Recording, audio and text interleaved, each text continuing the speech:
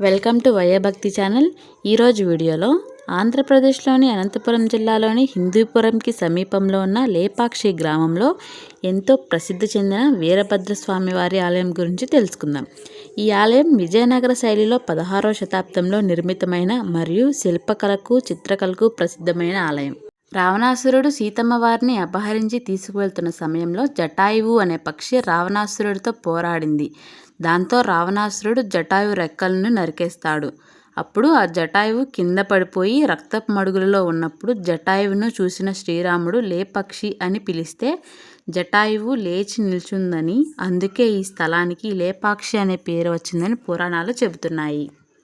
మరొక కథనం ప్రకారం విజయనగర రాజులు అచ్యుతదేవరాయల కాలంలో పెనుకొండ సంస్థానానికి కోశాధికారి విరూపర్ణ రాజు అనుమతి లేకుండా ప్రభుత్వ ధనంతో ఆలయ నిర్మాణానికి చేపడతాడు. కళ్యాణ మండపం నిర్మాణం జరుగుతున్న సమయంలో రాజుగారికి ఈ విషయం తెలిసి తన దగ్గరకు వస్తున్నాడని తెలుసుకొని తనకు తానుగా శిక్ష విధించుకొని తన 2 కళ్ళను తీసివేసి కళ్యాణ మండపం దక్షిణ వైపున ఉన్న గోడకు విసిరి కొడతాడు. ఆ కళ్ళు విసిరిన ఆనవాళ్లుగా అక్కడి గోడపై నుండి ఎర్రని గుర్తులు ఇప్పటికీ ఉంటాయని స్థానికులు చెబుతున్నారు. ఈ ఆలయంలోని మరొక ప్రత్యేకత ఏమిటంటే ఈ గుడిలో ఉన్న అన్ని స్తంభాల కింద ఆధారానికి ఆనుకొని ఉంటాయి. కానీ ఒక్క స్తంభం మాత్రం కింద సుమారు 1/4 అంగుళం మేర స్తంభానికి అడుగు భాగానికి కిందనున్న ఆధారానికి మధ్య ఖాళీ ఉంటుంది. ఏ కారణం చేతనైనా మండపం కూలిపోయే పరిస్థితి వస్తే, అంటే భయంకరమైన ప్రకృతి వైపరీత్యాలు వల్ల కలిగే ముప్పులు, స్తంభాలు స్థానభ్రంశం కలిగితే ఆ సమయంలో ఈ వేలాడు స్తంభం కిందకి ఆని ఏ ఒక్క స్తంభం పడిపోకుండా అన్ని స్తంభాలను కట్టడి చేస్తుందని అందరూ చెబుతారు. పూర్వం ఒక ఇంజనీరు పరీక్ష పేరుతో పక్కకు జరపాలని ప్రయత్నిస్తాడు. పైకప్పు కూడా కొంత కదిలింది. అలా దీనికి ఆధారం లేనప్పుడు మొత్తం మండపానికి ఇదే ఆధారం.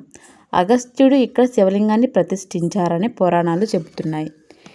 876 స్తంభాలలో ఒకటి భూమికి తాకకుండా వేలాడుతూ ఉంటుంది.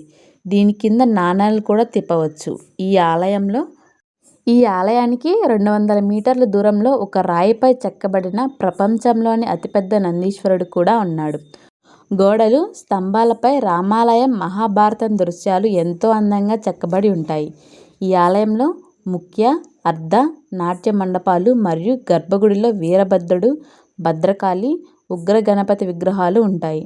14వ శతాబ్దానికి ముందే ఈ ఆలయం ఉండేదని శాసనాలు చెబుతున్నాయి. మరొక ప్రత్యేకత ఏమిటంటే ఈ ఆలయంలో సీతమ్మ వారి పాదం కూడా ఉంటుంది. లేపాక్షి కింద పడిపోయిన సమయంలో దాహం తీర్చడానికి ఇక్కడ అడుగుపెట్టిందని పురాణాలు చెబుతున్నాయి. ఇప్పటికీ సీతమ్మ వారి పాదం నుండి నీళ్లు వస్తూ ఉంటాయి.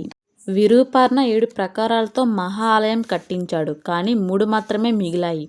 అగస్త్యుడు ప్రతిష్ఠించిన శివలింగాన్ని రక్షించేందుకు పాము రూపంలో ఒక విగ్రహం ఏర్పడింది. ఆ పాము చుట్టుకొని 7 తలలు ఉండడం ఇక్కడ ప్రత్యేకత. నాగలింగం కింద శివలింగం ఉంటుంది. దీనికి ప్రత్యేకమైన పూజలు చేస్తారు.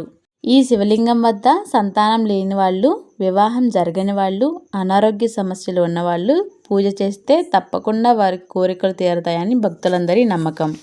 ఈ స్థలం మొదటిగా కూర్మశైలం పేరుతో పిలువబడింది. ఈ ఆలయానికి సమీపంలో ఒక రాయి పైన పక్షి బొమ్మ ఉంది. ఇది 30 అడుగుల పొడవు, 18 అడుగుల ఎత్తులో ఉంటుంది. ఈ విగ్రహాన్ని స్థల పురాణం స్మరించేలా రూపొందించారు. ఈ ఆలయంలో నవరాత్రులు, కార్తీక మాసంలో ఎంతో ఘనంగా పూజలు జరుగుతాయి. మీరు కూడా ఒకసారి ఈ ఆలయాన్ని దర్శించుకోండి. మీకు ఈ వీడియో నచ్చినట్లయితే మా వైఏ భక్తి ఛానల్ని సబ్స్క్రైబ్ చేసుకోండి. ఈ వీడియో చివరి వరకు చూసినందుకు హృదయపూర్వక ధన్యవాదాలు.